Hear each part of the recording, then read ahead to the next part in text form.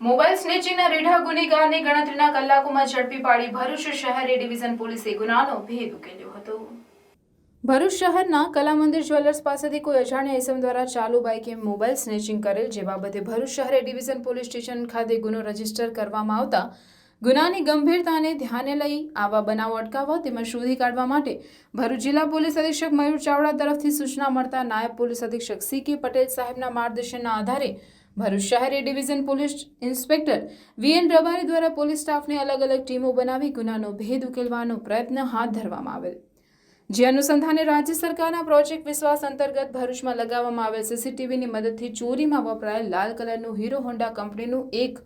Number GJ16AL 5494ની bike Bharuch શહેર વિસ્તારમાં અલગ અલગ સમયે વિસ્તારમાં ફરતી હોવાનું જણાય આવેલ, જે અનુસંધાને પોલીસ સ્ટેશનના સર્વેલન્સ સ્ટાફના માણસો પેટ્રોલિંગમાં હતા તે દરમિયાન હ્યુમન ઇન્ટેલિજન્સ અને ટેકનિકલ સર્વેલન્સના આધારે બાતમી મળેલ કે ઇન્દિરાનગર ઝુંપડપટ્ટી એસટી ડેપોના ઈસમ પાસે ભરૂચ ખાતે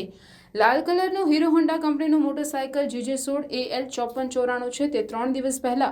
કલામંદિરના આસપાસના વિસ્તારમાંથી ચાલુ બાઇકે મોબાઈલ ચોરી કરેલ છે તે ઘરે હાજર છે, જે અગાઉ પણ આવા મોબાઈલ સ્નેચિંગ ચોરીમાં પકડાયેલ છે બાબતની બાતમી મળતા બાતમીવાળી જગ્યાએ જઈ તપાસ કરતા એક ઈસમ સુનિલ ઉર્ફે પોન્ટિંગ રાજુભાઈ દેવી પૂજક હાજર મળી આવેલ, જેને ચોરીમાં ગયેલ મોબાઈલ તથા ચોરીમાં વપરાયેલ મોટરસાયકલ સાથે ઝડપી પાડી ગણતરીના કલાકોમાં મોબાઈલ ચોરીનો મોબાઈલ અને મોટરસાયકલ મળી કુલ 30,000નો મુદ્દામાલ જપ્ત કરી મોબાઈલ ચોરીનો ભેદ ઉકેલવામાં આવેલ છે। પોલીસના હાથે ઝડપાયેલ આરોપી ગુનાહિત ઇતિહાસ ધરાવે છે અને અગાઉ પણ 6 ગુનાઓમાં તેની સંડોવણી હતી।